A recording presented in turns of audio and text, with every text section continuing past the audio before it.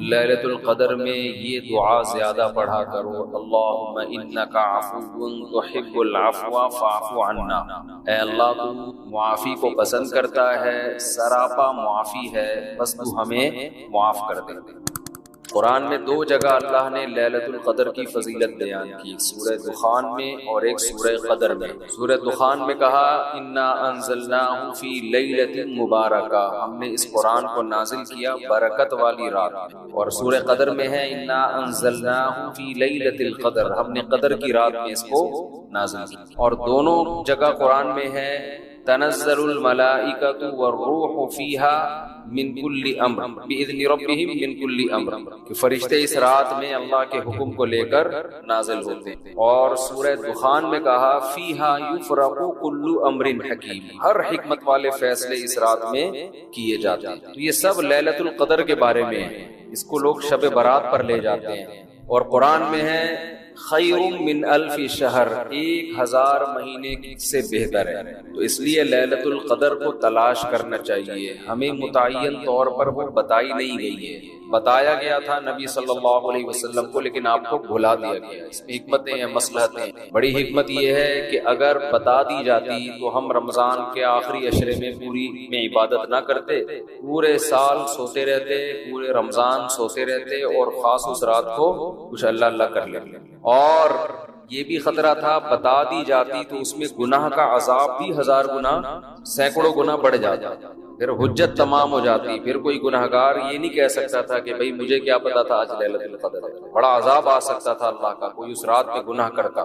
تو اس لیے اللہ کی حکمت نے اس بات کا تقاضا کیا کہ اس رات کو چھپا دیا جائے۔ اب امکانات ہیں، پہلی بات تو رمضان میں ہوگی، اتنی بات تو تقریباً یقینی ہے۔ دوسری بات رمضان کے آخری عشرے میں ہوگی، یہ بھی تقریباً یقینی ہے۔ اب آخری عشرے میں پھر ہمیں یقینی نہیں بتایا کون سی رات، یہ بتا دیا گیا کہ طاق راتوں میں، یعنی 21ویں رات، 22ویں رات، 23ویں رات، 24ویں، 25ویں، 27ویں اور 29ویں، ان راتوں میں امکان زیادہ ہے۔ اور بعض حضرات کے نزدیک 27ویں میں امکان اور بھی زیادہ ہے، بعض حضرات کا موقف ہے، لیکن یقینی بات نہیں۔ تو طاق راتوں میں یعنی کوشش تو کریں رمضان کے آخری عشرے میں عبادت کریں، ورنہ کم سے کم آخری درجہ کیا ہے کہ رمضان کی طاق راتوں میں خود بھی نماز، تلاوت اور دعا میں دل لگائیں، اور اپنے گھر والوں کو بھی نمازوں اور تلاوت میں لگائیں، دعاؤں کو، بچوں کو بھی لگائیں، اٹھایا کریں رات کو جا کے کہ بیٹا اٹھو،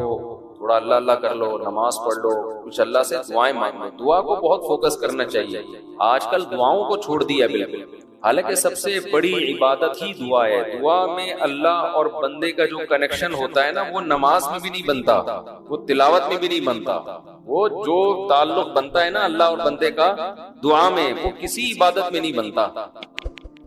تلاوت کا مطلب تو یہ کہ اللہ آپ سے کیا کہہ رہا ہے وہ سن لیں آپ، اس میں تو یہ فائدہ ہوتا ہے، لیکن دعا میں تو آپ اللہ سے تعلق بڑھاتے ہیں نا، آپ اللہ سے مانگتے ہیں۔ اس لیے ان راتوں میں خوب گڑ گڑا کے لمبی لمبی دعائیں مانگنے کا معمول بنائیں۔ اعتکاف والے ساتھی بھی بیٹھ جائے کریں اکیلے میں، کہیں کچھ کر لیں، اللہ اللہ سب کچھ مانگ لیں، یہ سوچ کر کہ جو مانگیں گے اللہ ہمیں وہ دے گا۔ جب انسان مانگتا ہے نا پتہ نہیں ملے گا نہ ملے، تو پھر ملتا نہیں ہے۔ اللہ کہتا ہے جب تیرا میرے بارے میں یہ نظریہ ہے کہ میں دیتا ہی نہیں ہوں تو پھر مانگتا رہے بیٹھ کے، میں نہیں دوں گا۔ اللہ میں استغنا بہت ہے، اللہ کا معاملہ یہ ہے کہ اللہ میں استغنا بہت ہے۔ اللہ کے سامنے جھکو گے تو وہ چپڑ پھاڑ کے دے گا، تھوڑی سی بھی اکڑ دکھاؤ گے تو پھر اللہ کا کچھ نہیں بگاڑ سکتے، پھر خود ہی رلتے رہو گے، ساری زندگی برباد ہوتے رہو گے۔ جیسے نبی صلی اللہ علیہ وسلم نے ایک بوڑھے کو بخار میں دیکھا، فرمایا کہ طہور، یہ بخار تمہارے گناہوں کو معاف کرے گا، خیر برکت کا ذریعہ ہے۔ وہ بیچارہ غصے میں تھا، اس نے کہا یہ بڈھے کو تنگ کرنے کے لیے آیا ہے۔ آپ نے فرمایا اب ایسا ہی ہوگا، یہ گناہوں کی معافی کا ذریعہ نہیں بنے گا۔ تو دعا میں مانگیں یہ سوچ کر کے یقینی طور پر اللہ میری دعا کو قبول کرے گا، اور بار بار مانگتے رہیں۔ مانگیں کیا، یہ بڑی پرابلم ہے، یہ بڑا مسلمان کے ساتھ مسئلہ ہے۔ بھائی بڑی بڑی چیزیں مانگیں اللہ تعالیٰ سے۔ سب سے بنیادی ضرورت ہماری کیا ہے؟ فَمَنْ زُحْزِحَ عَنِ النَّارِ وَأُدْخِلَ الْجَنَّةَ فَقَدْ فَازَ، جسے جہنم کی آگ سے بچا لیا گیا اور جنت میں داخل کر دیا گیا، وہ ہے اصل کامیاب۔ یہ مانگو اللہ تعالیٰ سے، اے اللہ مجھے جنت مانگنے کا مطلب پتہ ہے کیا ہوتا ہے؟ یہ نہیں ہوتا کہ میں انہی بدماشیوں میں رہوں لیکن آخرت میں مجھے معاف کر کے جنت میں داخل کر دینا، یہ قطعاً مطلب نہیں ہے۔ جنت مانگنے کا مطلب یہ ہے کہ اے اللہ وہ کاموں کی توفیق دے دے جن کی وجہ سے جنت ملتی ہے۔ یہ تو بہت کفر ہے ایک طرح کا کہ میں رہوں ایسے ہی، اور یہ تو گویا اللہ کی آیات کا مذاق اڑانے والی بات ہوگی۔ تو ہدایت مانگے، ہدایت، سیدھا راستہ، ایسا راستہ کہ جس پہ چل کے کیا ملتی ہے؟ جنت، اس راستے پہ چلا دے، یہ سب سے زیادہ مانگا کریں۔ اور جو دین کے کام میں لگے ہوئے ہیں، مبلغین ہیں، علماء ہیں، دینی مدرسے کے طلبہ ہیں، وہ ایک اور دعا بہت زیادہ مانگا کریں، کیونکہ ان کو صرف جنت تھوڑی چاہیے، ان کو تو یہ چاہیے کہ ہمیں اللہ نے پیغمبروں کا وارث بنایا ہے، تو ہم سے اے اللہ تو دین کا کام بہت زیادہ لے لے، جو ہمارا مقصد ہے، ہمارا ہدف ہے۔ اگر ایک عالم کاروبار کامیاب کر کے چلا گیا تو یہ کون سا تیر مار لیا اس نے؟ یہ کوئی اس کا اصل کام تھوڑی تھا۔ ایک عالم شادی کر کے 4 شادیاں کی اور دھڑا دھڑ بچے پیدا کر کے دنیا سے چلا گیا، کام تو یہ بھی اچھا کیا اس نے، لیکن یہ اس کا اصل ہدف؟ یہ تو کوئی بھی کر سکتا ہے۔ یہ تو ابو ظہبی کے جو سابق بادشاہ تھے ان کے میرے خیال 100 کے قریب کہا جاتا ہے بیٹے تھے، دھڑا دھڑ شادیاں کی انہوں نے۔ وہ لوگ تو پھر طلاقیں دے کے بھی کرتے رہتے ہیں نا عرب بادشاہ، انہیں کوئی نہیں پوچھتا کہ طلاق دے بھی دیں، آپ اور اپنی حرکت شروع کر دیں، پٹو گئے پورے طریقے سے۔ ویسے بھی شریعت میں پسندیدہ کام نہیں ہے طلاق دینا، لیکن عرب لوگوں کے پاس پیسہ بہت ہے، وہ بھائی ایک بیوی کو طلاق دی، بنگلہ دے دیا، وہ خوش ہوتی ہے، چل بھائی بنگلہ ملا، ایک اور شادی، تو ان کے ہو جاتے ہیں 100۔ تو عالم کا اصل کام کیا ہے؟ اللہ اس سے دین کا کام لے۔ جیسے پیغمبروں کو دنیا میں بھیجا گیا دین کی خدمت کے لیے، وہ اگر وہی نہ کریں تو پھر ان کا مقام اور مرتبہ ہے؟ ظاہر ہے ان کا مقام کس لیے؟ دین کی خدمت۔ تو جو دینی مدرسوں کے طلبہ ہیں، علماء ہیں، ان کا تو یہ فرض ہے کہ اتنا مانگے اللہ سے کہ اللہ ہماری صلاحیتیں ضائع نہ ہو، تو ہم سے دین کا بہت زیادہ کام لے لے۔ عامی آدمی بھی یہ دعا مانگ سکتا ہے، لیکن طلبہ اور علماء کے لیے اس کی اہمیت زیادہ ہے۔ تو اس میں ہمارے حضرت یہ دعا بتایا کرتے تھے، اے اللہ اخلاص کے ساتھ کام لے لے دین کا، کیونکہ دین کے کام میں بہت دفعہ ریاکاری آتی ہے۔ کام دین کا ہوتا ہے لیکن پھر آدمی کی اپنی انا شامل ہو جاتی ہے، اپنی پبلسٹی، میں بڑا بن جاؤں، میری پروموشن ہو، مجھے لوگ واہ واہ کریں، یہ نفس کی خواہش اس میں کیا ہوتی ہے؟ شامل، اور اس سے دین کا کام تو ہو جاتا ہے، آپ کو قیامت کے دن ٹکے کا بھی اجر نہیں ملتا۔ کیوں؟ حدیث میں آتا ہے ان اللہ رب یؤید ھذا الدین برجل فاجر او کما قال صلی اللہ علیہ وسلم، اللہ بعض دفعہ کسی فاسق سے بھی دین کا کام لے لیتے ہیں، اس کا اللہ کی نظر میں مقام نہیں ہوتا، لیکن بعض دفعہ کام اللہ اس سے لے ہو جاتا، لیکن مقبول نہیں ہوتا وہ۔ تو اخلاص کے ساتھ دین کے کام کی اللہ توفیق دے، کس کے ساتھ؟ اخلاص۔ دوسرا عافیت کے ساتھ۔ دین کے کاموں میں آزمائشیں بہت ہیں، جیلیں بھی ہیں، لوگوں کی صلواتیں بھی ہیں، تو انسان اللہ سے دعا یہی مانگے کہ عافیت کے ساتھ ہو جائے، آزمائشوں میں نہ گھروں۔ اور تیسری بات، قوت اور ہمت کے ساتھ۔ قوت الگ چیز ہے، ہمت الگ، پاور بھی ہو میرے پاس کام کی۔ کمزور آدمی دنیا میں کام نہیں کر سکتا، کام بھی قوت کے ساتھ ہو، پاور کے ساتھ، جاندار کام ہو، کچھ کر کے جاؤں دنیا سے، لوگ کہیں بھائی، لوگ کہیں نہ کہیں، اللہ کہے کہ کچھ کر کے گیا ہے۔ لوگوں کو بعض دفعہ پتہ ہی نہیں ہوتا، کر کوئی اور رہا ہوتا ہے، کیش کوئی اور کرا رہا ہوتا ہے، اللہ کو پتہ ہے، اللہ کہے کہ واقعی تو کچھ کر کے آیا ہے۔ اور چوتھا، ہمت کے ساتھ۔ طاقت ہوتی ہے، بہت سے طاقتور ہم نے دیکھے ہیں سستی کی وجہ سے کام نہیں کر رہے ہوتے، پوستیوں کی طرح پڑے رہتے ہیں۔ پاور بھی ہوتی ہے، بولنے کی طاقت، چلنے کی طاقت، دوڑنے کی طاقت، لیکن کیا ہر دوڑنے والا دوڑتا بھی ہے؟ اس کے لیے ہمت بھی تو چاہیے نا۔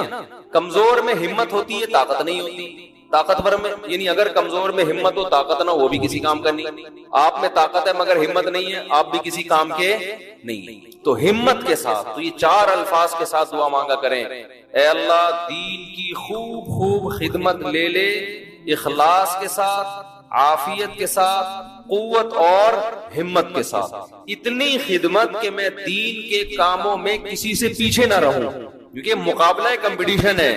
پہلے میں کبھی یہ دعا مانگتا تھا، بلکہ میں کیا، ہمارے دوست تھے، انہوں نے ہمارے شیخ کو خط لکھا کہ میں یہ دعا مانگتا ہوں، اے اللہ میں دینی کاموں میں سب سے آگے نکل جاؤں، سب کو پیچھے چھوڑ دوں میں، حضرت نے فرمایا یہ سب کو پیچھے چھوڑنے والی دعا ٹھیک نہیں ہے. وہ کہیں گے ہمیں کیوں دعا میں ہرا رہا ہے, تو اپنے لیے مانگنا. یہ ایسا ہی ہے جیسے آپ کہہ رہے ہو اللہ مجھے اتنا پیسہ دے کہ وسیم سے زیادہ دے دے, وسیم مجھ سے پیچھے رہ جائے. تو وسیم کہے گا تو اللہ سے جتنا پیسہ مانگ, مجھے کیوں پیچھے کر رہا ہے اپنے, میں نے تیرا کیا بگاڑا ہے بھائی. تو حضرت نے دعا کے الفاظ چینج کروائے, ان سے کہا یوں نہ مانگا کرو کہ میں سب کو پیچھے چھوڑ دوں, بلکہ یوں دعا مانگو میں کسی سے پیچھے نہ رہوں, مجھے اپنے آگے نکلنے کی فکر ہے, دوسروں کو پیچھے چھوڑنے کی نہیں ہے. تھوڑی سی ورڈنگ صحیح کر لو اپنی. تو یہ دو دعائیں بہت مانگا کریں. اپنی اولادوں کے لیے مانگ لے مجھے ایسی اولاد دے دے جو نیک اور صالح ہو, دین کی خدمت کرے. اللہ کی نظر میں دیکھو آپ کی اولاد مالدار ہے نا, آپ تو خوش ہوتے ہیں میرا بچہ کتنا بڑا مال. اللہ کی نظر میں اس کی ویلیو 2 ٹکے کی بھی نہیں. اگر اللہ کی نظر میں ان پیسوں کی, گاڑی بنگلے کی کوئی 2 ٹکے کی حیثیت ہوتی نا, تو موسیٰ کلیم اللہ کو اللہ سب سے زیادہ مال دیتا, سب سے زیادہ مال. اور فرعون تانے کیا دیتا تھا حضرت موسیٰ کو, مسکین, اس کے ہاتھ میں سونے کے کنگن نہیں ہے, میرے ہاتھ میں سونے کے کنگن, میرے پاس باغات جن کے نیچے نہریں بہتی ہیں, موسیٰ کے پاس کچھ بھی نہیں ہے, مسکین. آپ اپنی اولاد کو چاہتے ہو کروڑ پتی بن جائے, دولت مند بن جائے, یہ اب ہے بھائی مسافر خانہ ہے, لعنت ہے جو ہے, بن جائے تو ٹھیک ہے. میں نہیں کہہ رہا ہوں ان کو غریب لاوارث چھوڑ کے جاؤ, فوکس کس کو کرو بھائی, نیک بن جائے, دیندار بن جائے, پرہیزگار بن جائے. اگر پرہیزگار بن گئی نا, اللہ پہ اعتماد اور تعلق ہو گیا, سوکھے ٹکڑوں میں بھی آپ کی اولاد خوش رہے گی. اور اگر پرہیزگار نہیں بنی تو میں نے کروڑ پتی باپ کو دیکھا ہے جس نے کروڑوں روپے کی جائیدادیں بچوں کے لیے تیار کی, اور وہی بچے باپ کو صبح شام ٹینشن بھی دے رہے ہیں اور خود بھی ڈپریشن کی گولیاں کھا رہے ہیں, وہ دین نہ ہونے کی وجہ سے. تو لیلۃ القدر میں کیا دعائیں مانگنی ہے؟ 2 دعاؤں کو فوکس زیادہ کرنا ہے. ایک ہدایت اپنے لیے بھی, اپنے ماں باپ کے لیے, بیوی اور بچوں کے لیے, اپنے بہن بھائیوں کے لیے, اور ان کی ازواج اور ان کی اولاد. یہ آپ کا فیملی کیا ہو گئی کمپلیٹ. یوں دعا مانگے, اے اللہ عافیت والی زندگی دے, سیدھے راستے پہ چلا دے مجھے, میرے والدین کو, والدین میں باپ دادا سب آ گئے, نانا نانی سب آ گئے, میرے والدین کو, میرے بیوی بچوں کو, میرے بہن بھائیوں, ان کی ازواج اور ان کی اولاد. ازواج میں شوہر اور بیوی دونوں آ گئے, تو یہ آپ کی فیملی کیا ہو گئی کمپلیٹ. تو یہ سب کے لیے دعا کر دی. تو چند دعائیں, اب موضوع چل پڑا ہے تو میں بتا دیتا ہوں جو مانگنی چاہیے, کیونکہ ہمارے یہاں دعا ہی نہیں, عجیب طریقے سے دعائیں مانگی جا رہی ہیں. چند دعائیں بہت ضروری ہیں جو ان لیلۃ القدر میں آپ نے کثرت سے مانگنی ہے. ایک دعا سب سے پہلے میں نے بتایا کیا مانگنی ہے, ہدایت. بلکہ اس سے بھی پہلے اپنے گناہوں کی مغفرت, کیونکہ گناہ دعا کی قبولیت میں آڑ بنتے ہیں. اللہ کہتے ہیں تو میری تو کچھ بھی نہیں مانتا اور اپنی مجھ سے منوا رہا ہے, میں جب تجھے آزمائش میں ڈالتا ہوں تو کچھ بھی نہیں کرتا. تو پہلے اللہ سے معذرت کر رہے ہیں, معافی مانگے, جو میرے گناہ ہو چکے معافی چاہتا ہوں, میں اقرار کرتا ہوں میں غلط ہوں, تو میرے گناہوں کو کیا کر دے, معافی. بار بار مانگے اللہ سے.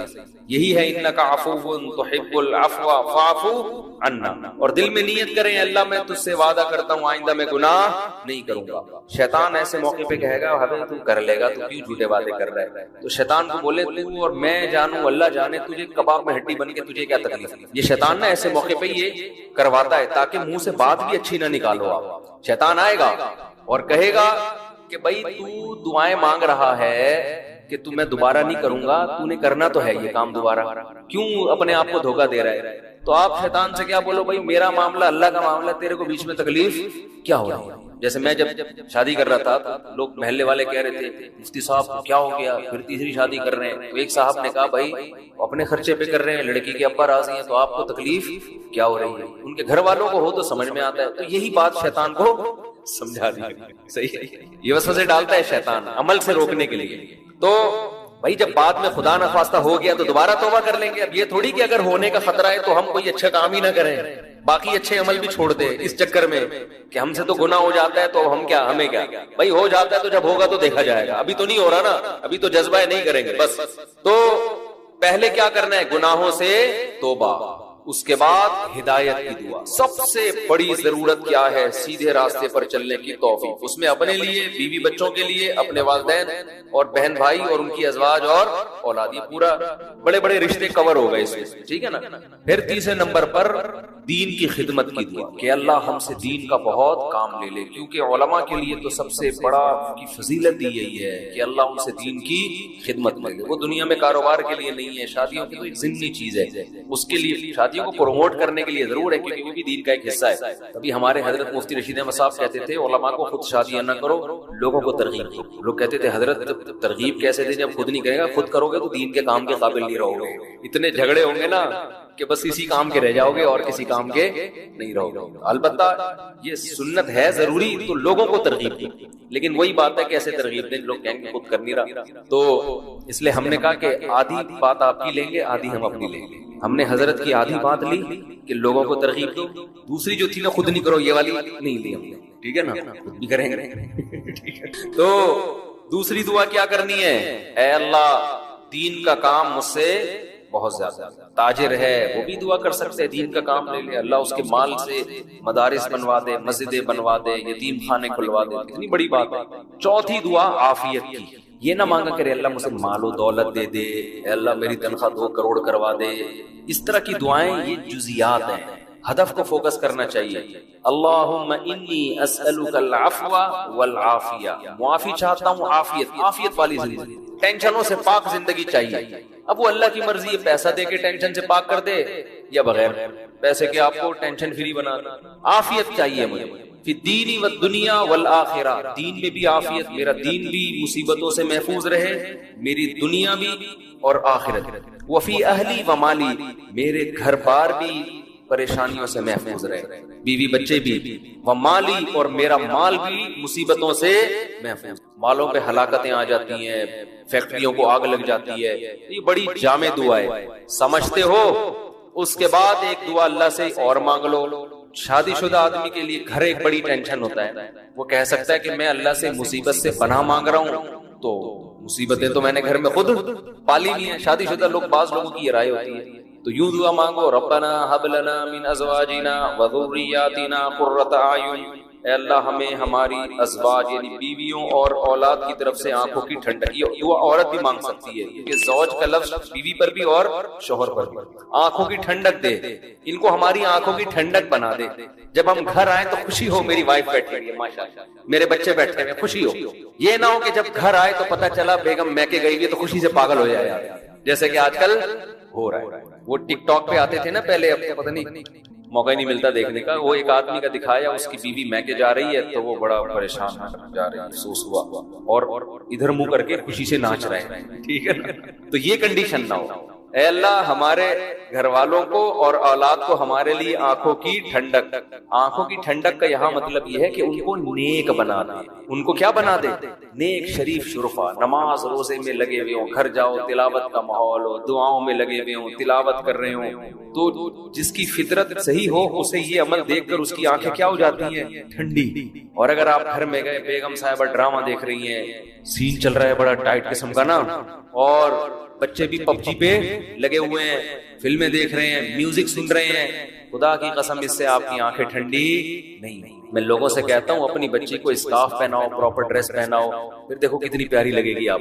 اور آپ اس اسکارف جو ہے نا اور اسکرٹ پہنا دو، سلیو لیس کپڑے پہنا دو، آپ کو وہ آنکھوں کی ٹھنڈک نہیں لگے. گھر کا ماحول دینی ہو، طہارت کا، نماز کا، تلاوت کا، معمولات کا. تبلیغ والے کروا دیتے ہیں، اپنی عورتوں کو تبلیغ میں وقت لگواؤ گے تو گھر میں یہ معمولات شروع ہو جائیں گے. تبلیغ میں بڑی چاند ہے. بڑے بڑے لوگوں کو میں نے دیکھا ہے، بیگم کنٹرول میں تھی، تبلیغ میں لے گئے، صحیح ہو گئی، گھر کا ماحول بن گیا. اور گھر کا ماحول عورت سے بنتا ہے، آدمی سے نہیں بنتا.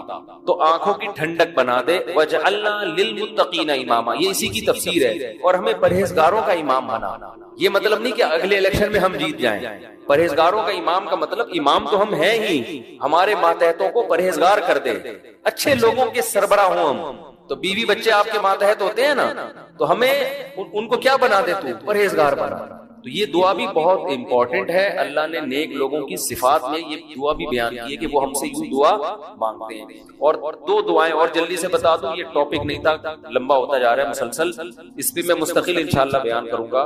2 دعائیں اور لیلۃ القدر میں, اور ویسے بھی معمول بنائیں.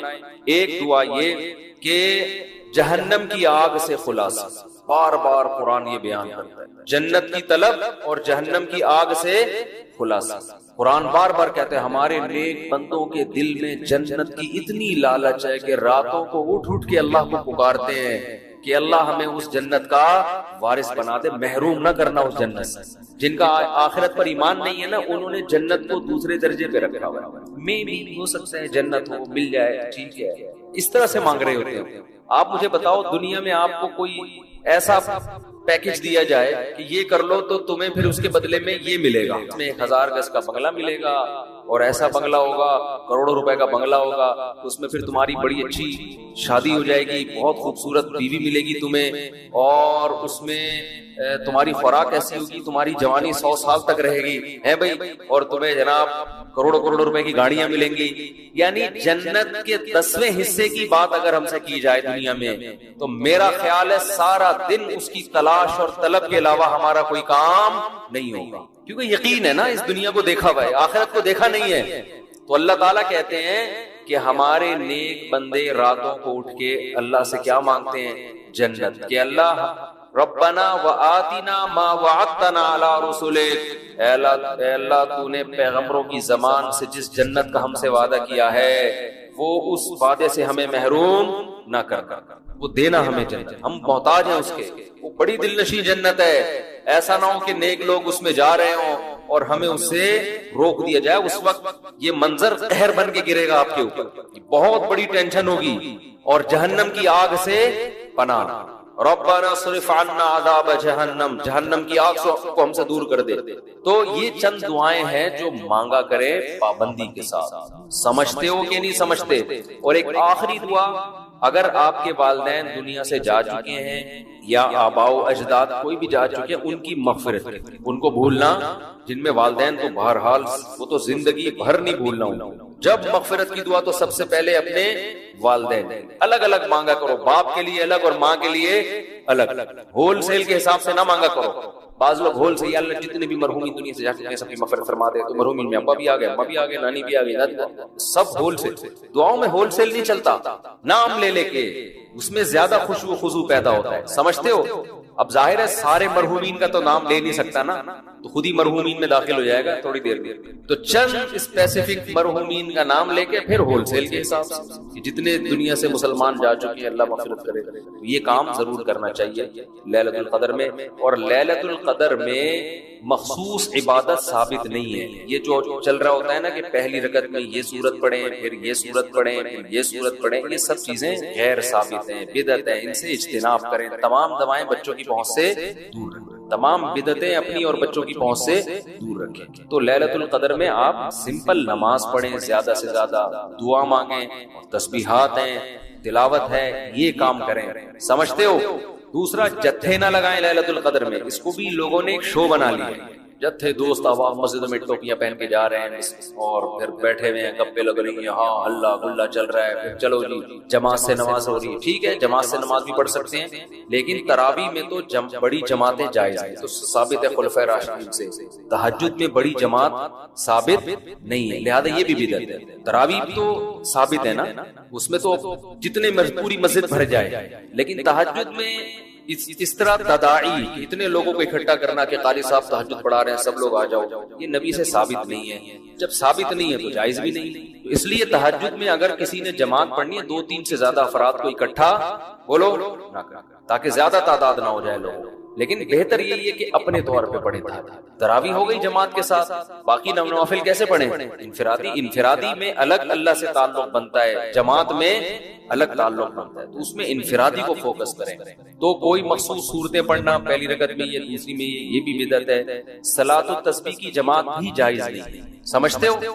صلاۃ التسبیح انفرادی طور پر تھوڑا سا اختلافی مسئلہ ہے. جمہور علماء کے نزدیک سنت ہے, بعض کچھ علماء ایسے بھی گزرے ہیں جو صلاۃ التسبیح کو نہیں سنت سنت مانتے. وجہ اس کی یہ کہ وہ کہتے ہیں اس بارے میں کوئی بھی صحیح حدیث موجود نہیں ہے. لیکن چونکہ روایات کی کثرت ہے اور کثرت سے جب روایات ہوتی ہیں تو درجہ حسن تک حدیث پہنچ جاتی ہے. اس بیس پر بہت سے علماء کی رائے یہی ہے کہ پڑھ لینی چاہیے. جو اختلافی مسئلہ ہو اس میں اگر کوئی بھی رائے رکھتا ہے تو اس میں شدت جائز نہیں. سمجھتے ہو کہ نہیں سمجھتے؟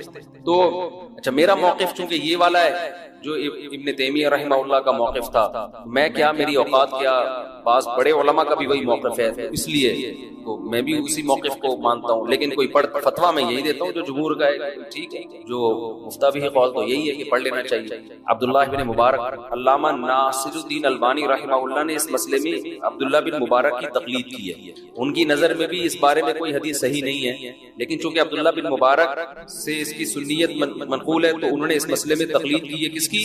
عبداللہ ابن مبارک. اتنے بڑے آدمی پڑھتے تھے تو ٹھیک ہے. تو خیر کہاں سے لمبی بات چلی گئی. تو لیلۃ القدر میں دعائیں مانگنی ہیں اور گناہوں سے معافی. تو گناہوں سے معافی میں گناہ دماغ میں ہوں گے تو معافی مانگے گا نا. تو پہلے اپنے گناہوں کے بارے میں سوچنا بھی ہے کہ میرے اندر خرابیاں ہیں کیا. تو there are two types of خرابیز. خرابیوں کی کتنی قسمیں ہیں؟ دو. ایک اللہ سے معاملہ ٹھیک نہیں ہے, ایک اللہ کے بندوں سے. تو اللہ سے جو معاملہ ٹھیک نہیں ہے, فرض نماز آپ کے ذمے, روزے آپ قضا کر رہے ہیں, بد نظری کر رہے ہیں, سود کھا رہے ہیں, زنا کر رہے ہیں, انٹرنیٹ پر فحش فلمیں دیکھ رہے ہیں, داڑھی کاٹ رہے ہیں اور ازار ٹخنوں سے نیچے رکھتے ہیں اور زکوٰۃ نہیں دیتے. یہ سب کس کے حقوق ہیں؟ اللہ کے. حج نہیں کیا, فرض ہوا ہے آپ کے اوپر. اور مخلوق کے حقوق کیا ہیں؟ سب سے پہلے دیکھنا وراثت تو پھوڑ پھاڑ کے نہیں بیٹھا ہوا میں. ابا کا انتقال ہو گیا, ویسے تو نہیں میں کسی کا حصہ کھا رہا. بہن کے حقوق میں آتا ہے نا, وراثت پھوڑ پھاڑ کے بیٹھا ہوا ہے تو وہی سب سے پہلے بہن کی وراثت اس کے حوالے. بڑا بھائی ہے تو چھوٹے بھائیوں کا حق تو نہیں کھا رہا, سمجھتے ہو؟ تو مخلوق میں سب سے پہلے مالی حقوق ہے. پھر دیکھو قطع رحمی تو نہیں کی ہوئی, ایسا تو نہیں کوئی قریبی رشتہ دار ہو جس کو پورے سال آپ پوچھنے کی توفیق ہی نہیں ملتی. تو قریبی رشتہ داروں کو منا لو, تھوڑا سا ہیلو ہائے کر لو, سلام دعا کر لو, ان سے کیا جا رہا ہے اس میں. تو یہ موٹے موٹے رشتہ داروں کے حقوق یہ سوچ کے اللہ سے توبہ کر لو اور وہ حقوق ادا کر لو. پھر لیلۃ القدر بنے گی. جس طرح سے آج کل لیلۃ القدر منائی جا رہی ہے نا, حالانکہ وہ منانے کی چیز نہیں ہے, لیکن جس طرح سے منائی جا رہی ہے اس طرح تو بھائی ہزاروں لیلۃ القدر آ جائیں کیا فائدہ. تھوڑی بہت عبادت کا ثواب تو مل جائے گا, لیکن جو فضیلت ہے گناہوں سے توبہ کی توفیق اور اللہ تعالیٰ فیصلے کرتے ہیں پورے سال. لیلۃ القدر میں یہ دعا زیادہ پڑھا کرو, اللہم انک عفو تحب العفو فاعف عنا. اے اللہ تو معافی کو پسند کرتا ہے, سراپا معافی ہے, بس تو ہمیں معاف کر دے. قرآن میں دو جگہ اللہ نے لیلۃ القدر کی فضیلت بیان کی, سورہ دخان میں اور ایک سورہ قدر میں. سورہ دخان میں کہا انا انزلناہ فی لیلۃ مبارکہ, ہم نے اس قرآن کو نازل کیا برکت والی رات میں. اور سورہ قدر میں ہے انا انزلناہ فی لیلۃ القدر, ہم نے قدر کی رات میں اس کو نازل کیا. اور دونوں جگہ قرآن میں ہے تنزل الملائکۃ والروح فیہا من کل امر باذن ربہم من کل امر, کہ فرشتے اس رات میں اللہ کے حکم کو لے کر نازل ہوتے ہیں. اور سورہ دخان میں کہا فیہا یفرق کل امر حکیم, ہر حکمت والے فیصلے اس رات میں کیے جاتے ہیں. تو یہ سب لیلۃ القدر کے بارے میں ہے, اس کو لوگ شب برات پر لے جاتے ہیں. اور قرآن میں ہے خیر من الف شہر, 1000 مہینے سے بہتر ہے. تو اس لیے لیلۃ القدر کو تلاش کرنا چاہیے. ہمیں متعین طور پر وہ بتائی نہیں گئی ہے, بتایا گیا تھا نبی صلی اللہ علیہ وسلم کو, لیکن آپ کو بھلا دیا گیا. اس میں حکمتیں ہیں, مصلحتیں ہیں. بڑی حکمت یہ ہے کہ اگر بتا دی جاتی تو ہم رمضان کے آخری عشرے میں پوری میں عبادت نہ کرتے, پورے سال سوتے رہتے, پورے رمضان سوتے رہتے اور خاص اس رات کو کچھ اللہ اللہ کر لیتے. اور یہ بھی خطرہ تھا بتا دی جاتی تو اس میں گناہ کا عذاب بھی 1000 گنا, سینکڑوں گنا بڑھ جاتا, پھر حجت تمام ہو جاتی. پھر کوئی گناہگار یہ نہیں کہہ سکتا تھا کہ بھئی مجھے کیا پتا تھا آج لیلۃ القدر ہے, بڑا عذاب آ سکتا تھا اللہ کا, کوئی اس رات میں گناہ کرتا. تو اس لیے اللہ کی حکمت نے اس بات کا تقاضا کیا کہ اس رات کو چھپا دیا جائے. اب امکانات ہیں, پہلی بات تو رمضان میں ہوگی, اتنی بات تو تقریباً یقینی ہے. دوسری بات رمضان کے آخری عشرے میں ہوگی, یہ بھی تقریباً یقینی ہے. اب آخری عشرے میں پھر ہمیں یقینی نہیں بتایا کون سی رات, یہ بتا دیا گیا کہ طاق راتوں میں, ان راتوں میں امکان زیادہ ہے، اور بعض حضرات کے نزدیک 27ویں میں امکان اور بھی زیادہ ہے، بعض حضرات کا موقف ہے، لیکن یقینی بات نہیں۔ تو طاق راتوں میں یعنی کوشش تو کریں رمضان کے آخری عشرے میں عبادت کریں، ورنہ کم سے کم آخری درجہ کیا ہے کہ رمضان کی طاق راتوں میں خود بھی نماز، تلاوت اور دعا میں دل لگائیں، اور اپنے گھر والوں کو بھی نمازوں اور تلاوت میں لگائیں، دعاؤں کو، بچوں کو بھی لگائیں، اٹھایا کریں رات کو جا کے کہ بیٹا اٹھو، تھوڑا اللہ اللہ کر لو، نماز پڑھ لو، کچھ اللہ سے دعائیں مانگ لو۔ دعا کو بہت فوکس کرنا چاہیے، آج کل دعاؤں کو چھوڑ دیا بالکل، حالانکہ سب سے بڑی عبادت ہی دعا ہے۔ دعا میں اللہ اور بندے کا جو کنیکشن ہوتا ہے نا، وہ نماز میں بھی نہیں بنتا، وہ تلاوت میں بھی نہیں بنتا، وہ جو تعلق بنتا ہے نا اللہ اور بندے کا دعا میں، وہ کسی عبادت میں نہیں بنتا۔ تلاوت کا مطلب تو یہ کہ اللہ آپ سے کیا کہہ رہا ہے وہ سن لیں آپ، اس میں تو یہ فائدہ ہوتا ہے، لیکن دعا میں تو آپ اللہ سے تعلق بڑھاتے ہیں نا، آپ اللہ سے مانگتے ہیں، اس لیے ان راتوں میں خوب گڑ گڑا کے لمبی لمبی دعائیں مانگنے کا معمول بنائیں۔ اعتکاف والے ساتھی بھی بیٹھ جائے کریں اکیلے میں، کہیں کچھ کر لیں، اللہ اللہ سب کچھ مانگ لیں، یہ سوچ کر کہ جو مانگیں گے اللہ ہمیں وہ دے گا۔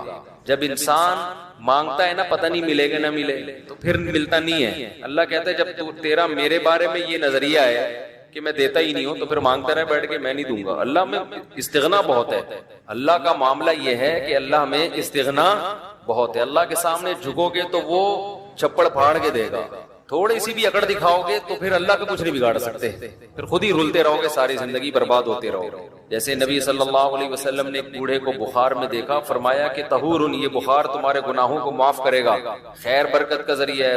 وہ بیچارہ کہیں غصے میں تھا، اس نے کہا یہ ایک بڈھے کو تنگ کرنے کے لیے آیا ہے۔ آپ نے فرمایا اب ایسا ہی ہوگا، یہ گناہوں کی معافی کا ذریعہ نہیں بنے گا۔ تو دعا میں مانگیں یہ سوچ کر کے یقینی طور پر اللہ میری دعا کو قبول کرے گا، اور بار بار مانگتے رہیں۔ مانگیں کیا، یہ بڑی پرابلم ہے، یہ بڑا مسلمان کے ساتھ مسئلہ ہے۔ بھائی بڑی بڑی چیزیں مانگیں اللہ تعالیٰ سے۔ سب سے بنیادی ضرورت ہماری کیا ہے؟ فَمَنْ زُحْزِحَ عَنِ النَّارِ وَأُدْخِلَ الْجَنَّةَ فَقَدْ فَازَ، جسے جہنم کی آگ سے بچا لیا گیا اور جنت میں داخل کر دیا گیا، وہ ہے اصل کامیاب۔ یہ مانگو اللہ تعالیٰ سے، اے اللہ مجھے جنت مانگنے کا مطلب پتہ ہے کیا ہوتا ہے؟ یہ نہیں ہوتا کہ میں انہی بدماشیوں میں رہوں لیکن آخرت میں مجھے معاف کر کے جنت میں داخل کر دینا، یہ قطعاً مطلب نہیں ہے۔ جنت مانگنے کا مطلب یہ ہے کہ اے اللہ وہ کاموں کی توفیق دے دے جن کی وجہ سے جنت ملتی ہے۔ یہ تو بہت کفر ہے ایک طرح کا کہ میں رہوں ایسے ہی، اور یہ تو گویا اللہ کی آیات کا مذاق اڑانے والی بات ہوگی۔ تو ہدایت مانگے، ہدایت، سیدھا راستہ، ایسا راستہ کہ جس پہ چل کے کیا ملتی ہے؟ جنت، اس راستے پہ چلا دے، یہ سب سے زیادہ مانگا کریں۔ اور جو دین کے کام میں لگے ہوئے ہیں، مبلغین ہیں، علماء ہیں، دینی مدرسے کے طلباء ہیں، وہ ایک اور دعا بہت زیادہ مانگا کریں، کیونکہ ان کو صرف جنت تھوڑی چاہیے، ان کو تو یہ چاہیے کہ ہمیں اللہ نے پیغمبروں کا وارث بنایا ہے، تو ہم سے اے اللہ تو دین کا کام بہت زیادہ لے لے، جو ہمارا مقصد ہے، ہمارا ہدف ہے۔ اگر ایک عالم کاروبار کامیاب کر کے چلا گیا تو یہ کون سا تیر مار لیا اس نے، یہ کوئی اس کا اصل کام تھوڑی تھا۔ ایک عالم شادی کر کے 4 شادیاں کی اور دھڑا دھڑ بچے پیدا کر کے دنیا سے چلا گیا، کام تو یہ بھی اچھا کیا اس نے، لیکن یہ اس کا اصل ہدف یہ تو کوئی بھی کر سکتا ہے۔ یہ تو ابو ظہبی کے جو سابق بادشاہ تھے ان کے میرے خیال ہے 100 کے قریب کہا جاتا ہے بیٹے بیٹے تھے، دھڑا دھڑ شادیاں کی انہوں نے۔ وہ لوگ تو پھر طلاقیں دے دے کے بھی کرتے رہتے ہیں نا عرب بادشاہ، انہیں کوئی نہیں پوچھتا کہ طلاق دے بھی دیں، آپ اور اپنی یہ گھر کا شروع کر دینا، پٹو گے برے طریقے سے، اور ویسے بھی شریعت میں پسندیدہ کام نہیں ہے طلاق دینا۔ لیکن عرب لوگوں کے پاس پیسہ بہت ہے، وہ بھائی ایک بیوی کو طلاق دی ہے، بنگلہ بنگلہ دے دیا، وہ خوش ہوتی ہے، چل بھائی بنگلہ ملا، ایک اور شادی کی، تو ان کے ہو جاتے ہیں 100۔ تو عالم کا اصل کام کیا ہے؟ اللہ اس سے دین کا کام لے۔ جیسے پیغمبروں کو دنیا میں بھیجا گیا دین کی خدمت کے لیے، وہ اگر وہی نہ کریں تو پھر ان کا مقام اور مرتبہ ہے؟ ظاہر ہے ان کا مقام کس لیے؟ دین کی خدمت۔ تو جو دینی مدرسوں کے طلباء ہیں، علماء ہیں، ان کا تو یہ فرض ہے کہ اتنا مانگے اللہ سے کہ اللہ ہماری صلاحیتیں ضائع نہ ہوں، تو ہم سے دین کا بہت زیادہ کام لے لے۔ کامی آدمی بھی یہ دعا مانگ سکتا ہے، لیکن طلباء اور علماء کے لیے اس کی اہمیت زیادہ ہے۔ تو اس میں ہمارے حضرت یہ دعا بتایا کرتے تھے، اے اللہ اخلاص کے ساتھ کام لے لے دین کا، کیونکہ دین کے کام میں بہت دفعہ ریاکاری آتی ہے۔ کام دین کا ہوتا ہے، لیکن پھر آدمی کی اپنی انا شامل ہو جاتی ہے، اپنی پبلسٹی، میں بڑا بن جاؤں، میری پروموشن ہو، مجھے لوگ واہ واہ کریں، یہ نفس کی خواہش اس میں کیا ہوتی ہے شامل، اور اس سے دین کا کام تو ہو جاتا ہے، آپ کو قیامت کے دن ٹکے کا بھی اجر نہیں ملتا. کیوں؟ حدیث میں آتا ہے ان اللہ رب یؤید ھذا الدین برجل فاجر او کما قال صلی اللہ علیہ وسلم، اللہ بعض دفعہ کسی فاسق سے بھی دین کا کام لے لیتے ہیں، اس کا اللہ کی نظر میں مقام نہیں ہوتا، لیکن بعض دفعہ کام اللہ اس سے لے لیتے ہو جاتا، لیکن مقبول نہیں ہوتا وہ. تو اخلاص کے ساتھ دین کے کام کی اللہ توفیق دے. کس کے ساتھ؟ اخلاص. دوسرا عافیت کے ساتھ. دین کے کاموں میں آزمائشیں بہت ہیں، جیلیں بھی ہیں، لوگوں کی صلواتیں بھی ہیں، تو انسان اللہ سے دعا یہی مانگے کہ عافیت کے ساتھ ہو جائے، آزمائشوں میں نہ گھروں میں. اور تیسری بات قوت اور ہمت کے ساتھ. قوت الگ چیز ہے، ہمت الگ. پاور بھی ہو میرے پاس کام کی، کمزور آدمی دنیا میں کام نہیں کر سکتا، تو کام بھی قوت کے ساتھ ہو، پاور کے ساتھ، جاندار کام ہو، کچھ کر کے جاؤں دنیا سے، لوگ کہیں بھائی، لوگ کہیں نہ کہیں، اللہ کہے کہ کچھ کر کے گیا. لوگوں کو بعض دفعہ پتہ ہی نہیں ہوتا، کر کوئی اور رہا ہوتا ہے، کیش کوئی اور کرا رہا ہوتا ہے، تو اللہ کو پتہ ہے، اللہ کہے کہ واقعی تو کچھ کر کے آیا ہے. اور چوتھا ہمت کے ساتھ. طاقت ہوتی ہے، بہت سے طاقتور ہم نے دیکھے ہیں سستی کی وجہ سے کام نہیں کر رہے ہوتے، پوستیوں کی طرح پڑے رہتے ہیں. پاور بھی ہوتی ہے، بولنے کی طاقت، چلنے کی طاقت، دوڑنے کی طاقت، لیکن کیا ہر دوڑنے والا دوڑتا بھی ہے؟ اس کے لیے ہمت بھی تو چاہیے نا. کمزور میں ہمت ہوتی ہے، طاقت نہیں ہوتی. طاقتور میں یعنی اگر کمزور میں ہمت ہو، طاقت نہ ہو، وہ بھی کسی کام کا نہیں. آپ میں طاقت ہے مگر ہمت نہیں ہے، آپ بھی کسی کام کے نہیں. تو ہمت کے ساتھ. تو یہ 4 الفاظ کے ساتھ دعا مانگا کریں، اے اللہ دین کی خوب خوب خدمت لے لے، اخلاص کے ساتھ، عافیت کے ساتھ، قوت اور ہمت کے ساتھ. اتنی خدمت کہ میں دین کے کاموں میں کسی سے پیچھے نہ رہوں، کیونکہ مقابلہ کمپٹیشن ہے. پہلے میں کبھی یہ دعا مانگتا تھا، بلکہ میں کیا، ہمارے دوست تھے، وہ انہوں نے ہمارے شیخ کو خط لکھا کہ میں یہ دعا مانگتا ہوں، اے اللہ میں دینی کاموں میں سب سے آگے نکل جاؤں، سب کو پیچھے چھوڑ دوں میں. انہوں نے فرمایا یہ سب کو پیچھے چھوڑنے والی دعا ٹھیک نہیں ہے، وہ کہیں گے ہمیں کیوں دعا میں ہرا رہا ہے، تو اپنے لیے مانگنا. یہ ایسا ہی ہے جیسے آپ کہہ رہے ہو اللہ مجھے اتنا پیسہ دے کہ وسیم سے زیادہ دے دے مجھے، وسیم مجھ سے پیچھے رہ جائے. تو وسیم کہے گا تو اللہ سے جتنا پیسہ مانگ، مجھے کیوں پیچھے کر رہا ہے اپنے، میں نے تیرا کیا بگاڑا ہے بھائی. تو حضرت نے دعا کے الفاظ چینج کروائے، ان سے کہا یوں نہ مانگا کرو کہ میں سب کو پیچھے چھوڑ دوں، بلکہ یوں دعا مانگو میں کسی سے پیچھے نہ رہوں، مجھے اپنے آگے نکلنے کی فکر ہے، دوسروں کو پیچھے چھوڑنے کی نہیں ہے. تھوڑی سی ورڈنگ صحیح کر لو اپنی. تو یہ 2 دعائیں بہت مانگا کریں. اپنی اولادوں کے لیے مانگ لے، مجھے ایسی اولاد دے دے جو نیک اور صالح ہو، دین کی خدمت کرے. اللہ کی نظر میں دیکھو آپ کی اولاد مالدار ہے نا، آپ تو خوش ہوتے ہو میرا بچہ کتنا بڑا بنگلہ. اللہ کی نظر میں اس کی ویلیو 2 ٹکے کی بھی نہیں. اگر اللہ کی نظر میں ان پیسوں کی، گاڑی بنگلے کی کوئی 2 ٹکے کی حیثیت ہوتی نا، تو موسیٰ کلیم اللہ کو اللہ سب سے زیادہ مال دیتا، سب سے زیادہ مال. اور فرعون تانے کیا دیتا تھا حضرت موسیٰ کو؟ مسکین، اس کے ہاتھ میں سونے کے کنگن نہیں ہے، میرے ہاتھ میں سونے کے کنگن، میرے پاس باغات جن کے نیچے نہریں بہتی ہیں، موسیٰ کے پاس کچھ بھی نہیں ہے، مسکین. آپ اپنی اولاد کو چاہتے ہو کروڑ پتی بن جائے، دولت مند بن جائے، یہ بھائی مسافر خانہ ہے، لعنت بھیجو یار. بن جائے تو ٹھیک ہے، میں نہیں کہہ رہا ان کو غریب لاوارث چھوڑ کے جاؤ. فوکس کس کو کرو بھائی؟ نیک بن جائے، دیندار بن جائے، پرہیزگار بن جائے. اگر پرہیزگار بن گئی نا، اللہ پہ اعتماد اور تعلق ہو گیا، سوکھے ٹکڑوں میں بھی آپ کی اولاد خوش رہے گی. اور اگر پرہیزگار نہیں بنی تو میں نے کروڑ پتی باپ کو دیکھا ہے جس نے کروڑوں روپے کی جائیدادیں بچوں کے لیے تیار کی، اور وہی بچے باپ کو صبح شام ٹینشن بھی دے رہے ہیں اور خود بھی ڈپریشن کی گولیاں کھا رہے ہیں، وہ دین نہ ہونے کی وجہ سے. تو لیلۃ القدر میں کیا دعائیں مانگنی ہے؟ 2 دعاؤں کو فوکس زیادہ کرنا ہے. ایک ہدایت اپنے لیے بھی، اپنے ماں باپ کے لیے، بیوی اور بچوں کے لیے، اپنے بہن بھائیوں کے لیے، اور ان کی ازواج اور ان کی اولاد. یہ آپ کا فیملی کیا ہو گئی؟ کمپلیٹ. یوں دعا مانگے، اے اللہ عافیت والی زندگی دے، سیدھے راستے پہ چلا دے مجھے، میرے والدین کو، والدین میں باپ دادا سب آ گئے، نانا نانی سب آ گئے، میرے والدین کو، میرے بیوی بچوں کو، میرے بہن بھائیوں، ان کی ازواج اور ان کی اولاد. ازواج میں شوہر اور بیوی دونوں آ گئے ہیں، تو یہ آپ کی فیملی کیا ہو گئی؟ کمپلیٹ. تو یہ سب کے لیے دعا کر دی. تو چند دعائیں، اب موضوع چل پڑا ہے تو میں بتا دیتا ہوں جو مانگنی چاہیے، کیونکہ ہمارے یہاں دعا ہی نہیں، عجیب طریقے سے دعائیں مانگی جا رہی ہوتی. چند دعائیں بہت ضروری ہیں جو ان لیلۃ القدر میں آپ نے کثرت سے مانگنی ہے. ایک دعا سب سے پہلے میں نے بتایا کیا مانگنی ہے، ہدایت. بلکہ اس سے بھی پہلے اپنے گناہوں کی مغفرت، کیونکہ گناہ دعا کی قبولیت میں آڑ بنتے ہیں. اللہ کہتے ہیں تو میری تو کچھ بھی نہیں مانتا اور اپنی مجھ سے منوا رہا ہے، میں جب تجھے آزمائش میں ڈالتا ہوں تو کچھ بھی نہیں کرتا. تو پہلے اللہ سے معذرت کر رہے، معافی مانگے. جو میرے گناہ ہو چکے معافی چاہتا ہوں، میں اقرار کرتا ہوں میں غلط ہوں، تو میرے گناہوں کو کیا کر دے، معاف. یہ بار بار مانگے اللہ سے. یہی ہے انک عفو تحب العفو فاعف عنا. اور دل میں نیت کریں اللہ میں تجھ سے وعدہ کرتا ہوں آئندہ میں گناہ نہیں کروں گا.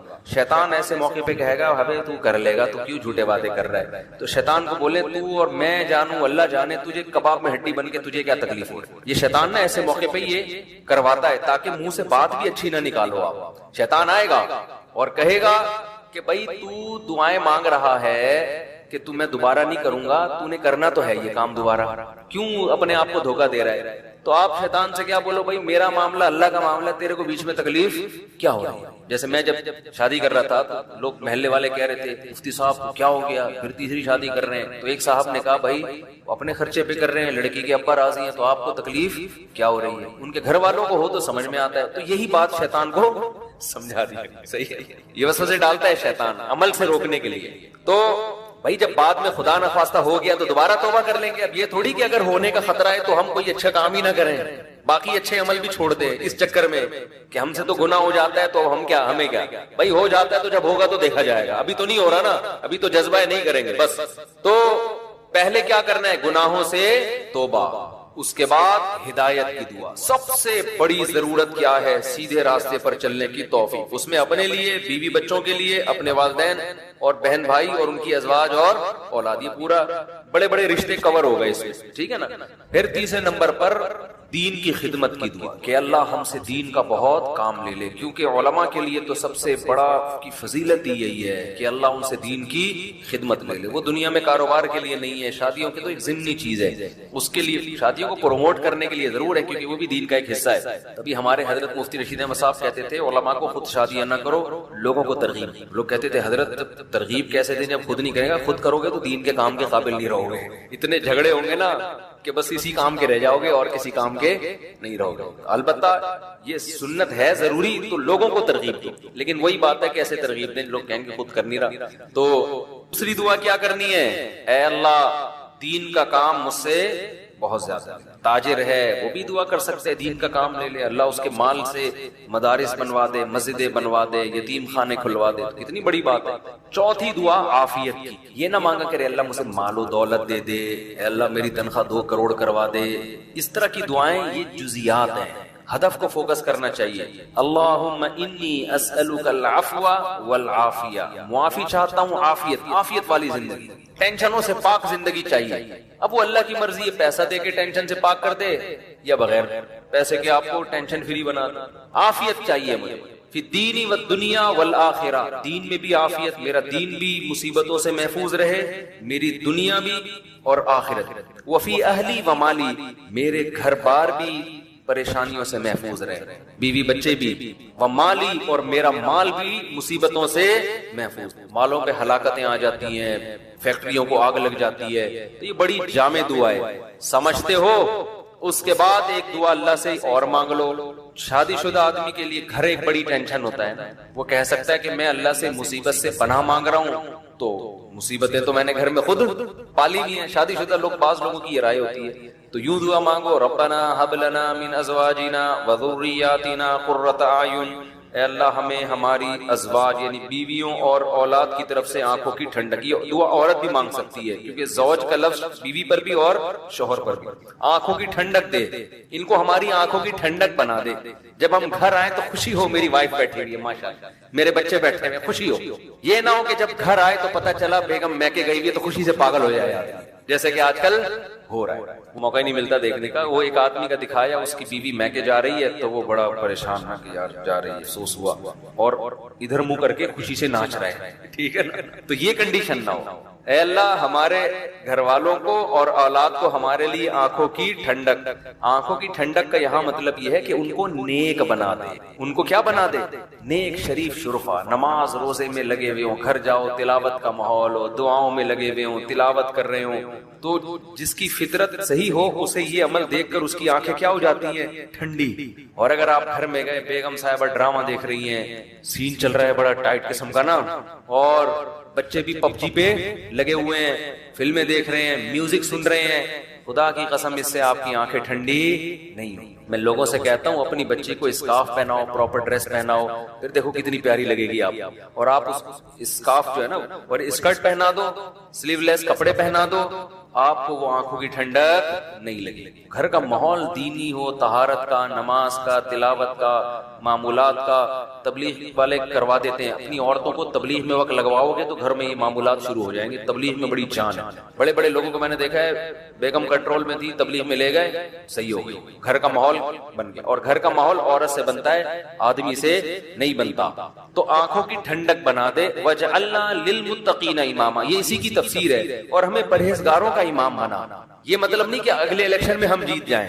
پرہیزگاروں کا امام کا مطلب امام تو ہم ہیں ہی, ہمارے ماتحتوں کو پرہیزگار کر دے, اچھے لوگوں کے سربراہ ہوں ہم. تو بیوی بچے آپ کے ماتحت ہوتے ہیں نا, تو ہمیں ان کو کیا بنا دے؟ تو پرہیزگار بنا. تو یہ دعا بھی بہت امپورٹنٹ ہے. اللہ نے نیک لوگوں کی صفات میں یہ دعا بھی بیان کی ہے کہ وہ ہم سے یوں دعا مانگتے ہیں.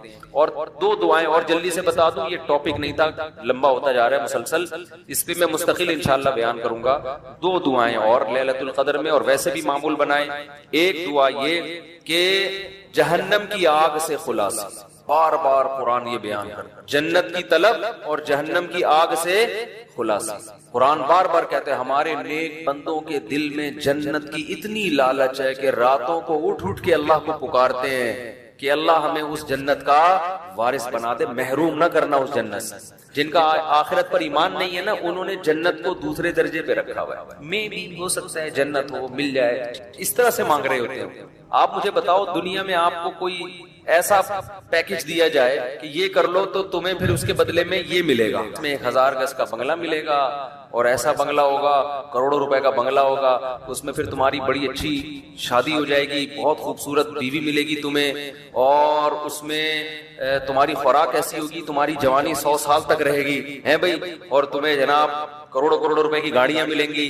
یعنی جنت کے 10ویں حصے کی بات اگر ہم سے کی جائے دنیا میں, تو میرا خیال ہے سارا دن اس کی تلاش اور طلب کے علاوہ ہمارا کوئی کام نہیں ہوگا.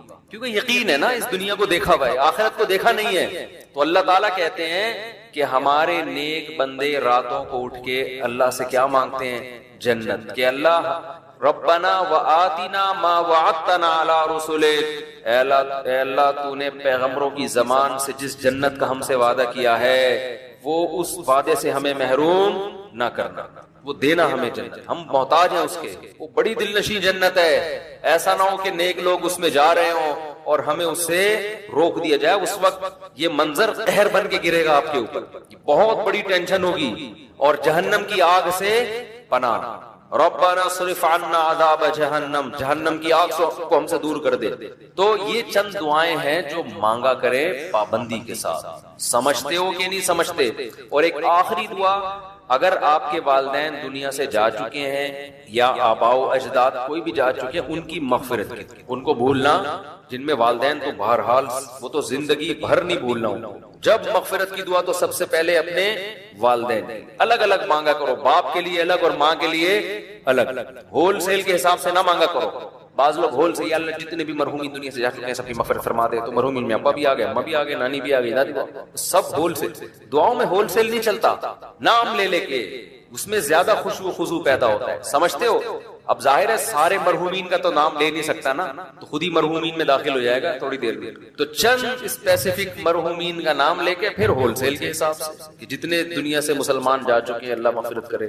تو یہ کام ضرور کرنا چاہیے لیلۃ القدر میں. اور لیلۃ القدر میں مخصوص عبادت ثابت نہیں ہے. یہ جو چل رہا ہوتا ہے نا کہ پہلی رکعت میں یہ سورت پڑھیں, پھر یہ سورت پڑھیں, پھر یہ سورت پڑھیں, یہ سب چیزیں غیر ثابت ہیں, بدعت ہیں. ان سے اجتناب کریں. تمام دوائیں بچوں کی پہنچ سے دور رکھیں، تمام بدعتیں اپنی اور بچوں کی پہنچ سے دور رکھیں۔ تو لیلۃ القدر میں آپ سمپل نماز پڑھیں، زیادہ سے زیادہ دعا مانگیں، تسبیحات ہیں، تلاوت ہے، یہ کام کریں، سمجھتے ہو؟ دوسرا، جتھے نہ لگائیں لیلۃ القدر میں، اس کو بھی لوگوں نے ایک شو بنا لیا ہے۔ جتھے دوست احباب مسجد میں ٹوپیاں پہن کے جا رہے ہیں اور پھر بیٹھے ہوئے ہیں، گپے لگ رہی ہیں، ہاں ہلہ گلا چل رہا ہے، پھر چلو جی جماعت سے نماز ہو رہی ہے، ٹھیک ہے جماعت سے نماز بھی پڑھ سکتے ہیں، لیکن تراویح میں تو بڑی جماعتیں جائز ہیں، تو ثابت ہے خلفائے راشدین سے۔ تہجد میں بڑی جماعت ثابت نہیں ہے، لہذا یہ بھی بدعت ہے۔ تراویح تو ثابت ہے نا، اس میں تو جتنے پوری مسجد بھر جائے، لیکن تہجد میں اس طرح تداعی اتنے لوگوں کو اکٹھا کرنا کہ قاری صاحب تہجد پڑھا رہے ہیں سب لوگ آ جاؤ، یہ نبی سے ثابت نہیں ہے۔ جب ثابت نہیں ہے تو جائز بھی نہیں ہے، تو اس لیے تہجد میں اگر کسی نے جماعت پڑھنی ہے 2-3 سے زیادہ افراد کو اکٹھا بولو نہ کریں، تاکہ زیادہ تعداد نہ ہو جائے لوگوں، لیکن بہتر یہی ہے کہ اپنے طور پہ پڑھیں۔ تراویح ہو گئی جماعت کے ساتھ، باقی نوافل کیسے پڑھیں؟ انفرادی میں الگ اللہ سے تعلق بنتا ہے، جماعت میں الگ تعلق بنتا ہے، اس میں انفرادی کو فوکس کریں۔ تو کوئی مخصوص صورتیں پڑھنا، پہلی رکعت میں یہ، دوسری میں یہ بھی بدعت ہے۔ صلاۃ التسبیح کی جماعت بھی جائز نہیں ہے، سمجھتے ہو؟ صلاۃ التسبیح انفرادی طور پر تھوڑا سا اختلافی مسئلہ ہے، جمہور علماء کے نزدیک سنت ہے، بعض کچھ علماء ایسے بھی گزرے ہیں جو صلاۃ التسبیح کو نئی سنت مانتے ہیں۔ وجہ اس کی یہ ہے کہ وہ کہتے ہیں اس بارے میں کوئی بھی صحیح حدیث موجود نہیں ہے، لیکن چونکہ روایات کی کثرت ہے اور کثرت سے جب روایات ہوتی ہیں تو درجہ حسن تک حدیث پہنچ جاتی ہے، اس بیس پر بہت سے علماء کی رائے یہی ہے کہ پڑھ لینی چاہیے۔ جو اختلافی مسئلہ ہو اس میں اگر کوئی بھی رائے رکھتا ہے تو اس میں شدت جائز نہیں، سمجھتے ہو کہ نہیں سمجھتے؟ تو اچھا، میرا موقف چونکہ یہ والا ہے جو ابن تیمیہ رحمہ اللہ کا موقف تھا، تو میں کیا، میری اوقات کیا، بعض بڑے علماء کا بھی وہی موقف ہے، تو اس لیے تو میں بھی اسی موقف کو مانتا ہوں، لیکن کوئی فتویٰ میں یہی دیتا ہوں جو جمہور کا ہے کہ ٹھیک ہے، جو مفتیٰ بھی قول تو یہی ہے کہ پڑھ لینا چاہیے۔ عبداللہ بن مبارک، علامہ ناصر الدین البانی رحمہ اللہ نے اس مسئلے میں عبداللہ بن مبارک کی تقلید کی ہے، ان کی نظر میں بھی اس بارے میں کوئی حدیث صحیح نہیں ہے، لیکن چونکہ عبداللہ بن مبارک سے اس کی سنیت منقول ہے تو انہوں نے اس مسئلے میں تقلید کی ہے، کس کی؟ عبداللہ ابن مبارک کی، اتنے بڑے آدمی پڑھتے تھے تو ٹھیک ہے۔ تو خیر کہاں سے لمبی بات چلی گئی، تو لیلۃ القدر میں دعائیں مانگنی ہیں اور گناہوں سے معافی۔ تو گناہوں سے معافی میں گناہ دماغ میں ہوں گے تو معافی مانگے گا نا، تو پہلے اپنے گناہوں کے بارے میں سوچنا بھی ہے کہ میرے اندر خرابیاں ہیں کیا۔ تو دیر آر 2 types of خرابیز، خرابیوں کی کتنی قسمیں ہیں؟ 2، ایک اللہ سے معاملہ ٹھیک نہیں ہے، ایک اللہ کے بندوں سے۔ تو اللہ سے جو معاملہ ٹھیک نہیں ہے، فرض نماز آپ کے ذمے، روزے آپ قضا کر رہے ہیں، بد نظری کر رہے ہیں، سود کھا رہے ہیں، زنا کر رہے ہیں، انٹرنیٹ پر فحش فلمیں دیکھ رہے ہیں، داڑھی کاٹ رہے ہیں اور ازار ٹخنوں سے نیچے رکھتے ہیں اور زکوٰۃ نہیں دیتے، یہ سب کس کے حقوق ہیں؟ اللہ کے۔ حج نہیں کیا، فرض ہوا ہے آپ کے اوپر، اور مخلوق کے حقوق کیا ہیں؟ سب سے پہلے دیکھنا ہے وراثت تو پھوڑ پھاڑ کے نہیں بیٹھا ہوا میں، ابا کا انتقال ہو گیا ایسا تو نہیں میں کسی کا حصہ کھا رہا ہوں، بہن کے حقوق میں آتا ہے نا، وراثت پھوڑ پھاڑ کے بیٹھا ہوا ہے تو وہی سب سے پہلے بہن کی وراثت اس کے حوالے، بڑا بھائی ہے تو چھوٹے بھائیوں کا حق تو نہیں کھا رہا، سمجھتے ہو؟ تو مخلوق میں سب سے پہلے مالی حقوق ہیں، پھر دیکھو قطع رحمی تو نہیں کی ہوئی، ایسا تو نہیں کوئی قریبی رشتہ دار ہو جس کو پورے سال آپ پوچھنے کی توفیق ہی نہیں ملتی، تو قریبی رشتہ داروں کو منا لو، تھوڑا سا ہیلو ہائے کر لو، سلام دعا کر لو ان سے، کیا جا رہا ہے اس میں؟ تو یہ موٹے موٹے رشتہ داروں کے حقوق یہ سوچ کے اللہ سے توبہ کر لو اور وہ حقوق ادا کر لو، پھر لیلۃ القدر بنے گی۔ جس طرح سے آج کل لیلۃ القدر منائی جا رہی ہے نا، حالانکہ وہ منانے کی چیز نہیں ہے، لیکن جس طرح سے منائی جا رہی ہے اس طرح تو بھائی ہزاروں لیلۃ القدر آ جائیں